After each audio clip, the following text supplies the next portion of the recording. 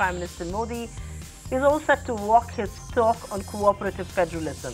The Prime Minister today wholeheartedly accepted the 14th Finance Commission report, which provides for a greater share of the central government's tax revenues with the states. From the next fiscal, the state governments will get a fair share of 42% of gross tax receipts from the centre, up from the present 32%.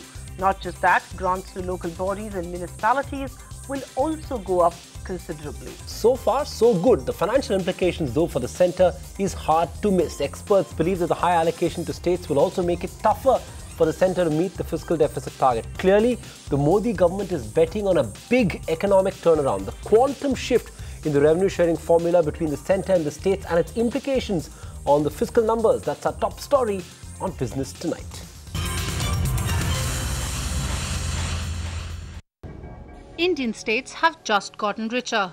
The 14th Finance Commission, headed by former RBI Governor Y.V. Reddy, has recommended a greater share of the central taxes to states.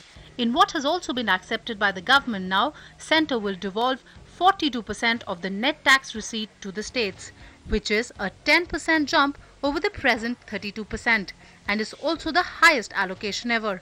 This means the states will get 3,48,000 crore rupees this fiscal and over 5,26,000 crore rupees the next fiscal.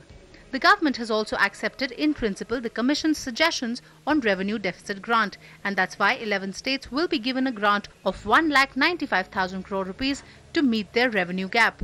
The government asserts it has walked the talk on cooperative federalism. The states can't indefinitely keep looking at New Delhi. And therefore, the states have to gradually become self-sufficient on the strength of their own revenues and what they get from the divisible pools. The Y.V. Reddy-headed commission insists that states should use extra funds to create productive assets, especially in infrastructure. It also asserts that higher devolution of funds will give more autonomy to states and freedom to draw up their own developmental programs.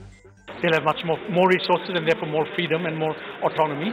And on the expenditure side, more of the schemes will be handled by them. So both on the revenue and expenditure side, it's more devolution of fiscal power to the states, and the logic being that states are very important. Strong states means a strong India. The other recommendations include no distinction in the plan and non-plan allocations, replacing FRBM with the new debt ceiling law, and a clear-cut policy for PSU investment in subsidiaries. The government asserts that it wants to move away from the time when the states would come to the centre and plead for funds.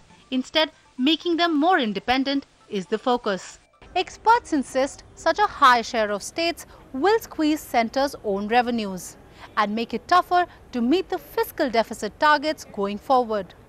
But the government asserts if the virtuous cycle of growth picks up from here on, the loss will be more than made up for. Clearly, cooperative federalism is a strategic move as well. Ruchi Bhatia, ET Now, New Delhi. Find us on Facebook at facebook.com/ETNow and don't forget to click the like button. You can also follow us on Twitter at ETNowLive. To stay updated with all our programming, hit the subscribe button on our YouTube channel by logging on to youtube.com/user/ETNow.